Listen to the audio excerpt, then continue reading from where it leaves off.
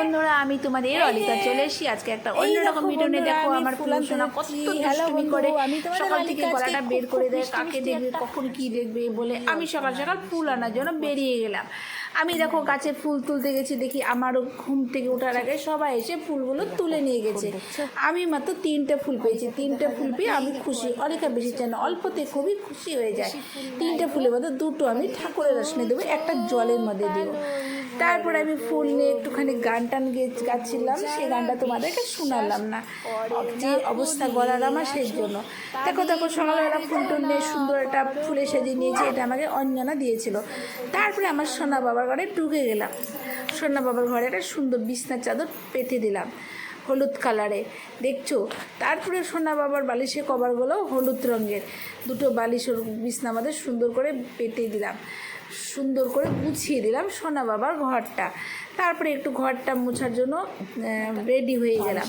ঘরটার মুছে স্নান টান করে পুজো দিতে হবে। তারপরে দেখো আমি ঘরটা একটু মোছার জন্য নিমাই নিয়ে নিলাম।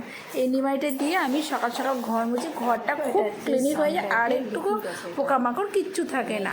তারপরে সানলাইট লিকুইড নিয়ে নিলাম। কেন বলো তো, আজকে আমি ওয়াশিং মেশিনে কাপড় কাচবো।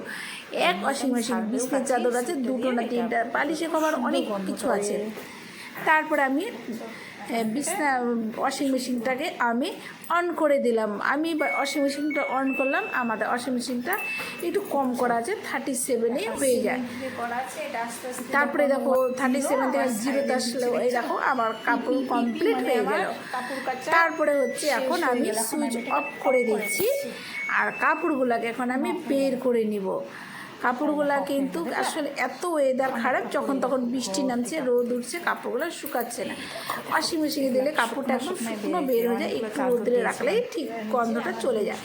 সকাল সকাল টিফিন করে নিলাম মিষ্টি সোনার জন্য ওয়াই আমাদের জন্য লাচ্ছা পরোটা, আর হচ্ছে সেমাই, আর হচ্ছে লাচ্ছা পরোটা।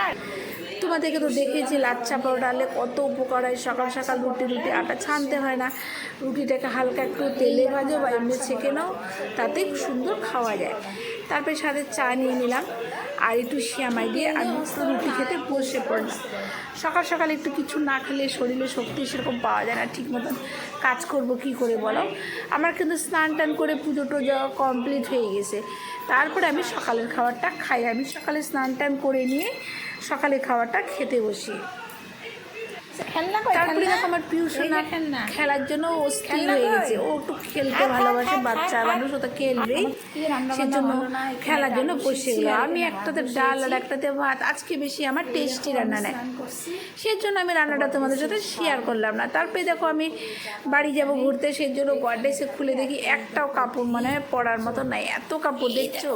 তোমাদেরকে তো আমি একটা আমার গডরেজ দেখালাম, আরও 2টা আছে, ওখানেও অনেক কাপড় আছে, কিন্তু যখন ঘুরতে যাবো তখন আর কাপড় খুঁজে পাওয়া যায় না। তারপরে দেখো আমার মিষ্টি সোনা এগরোল বানিয়ে নিল, আর ওর জন্য রুটি দিয়ে বানিয়ে নিল। এগরোলটা খেতে দারুণ হয়েছিল, খুব টেস্টি হয়েছিল।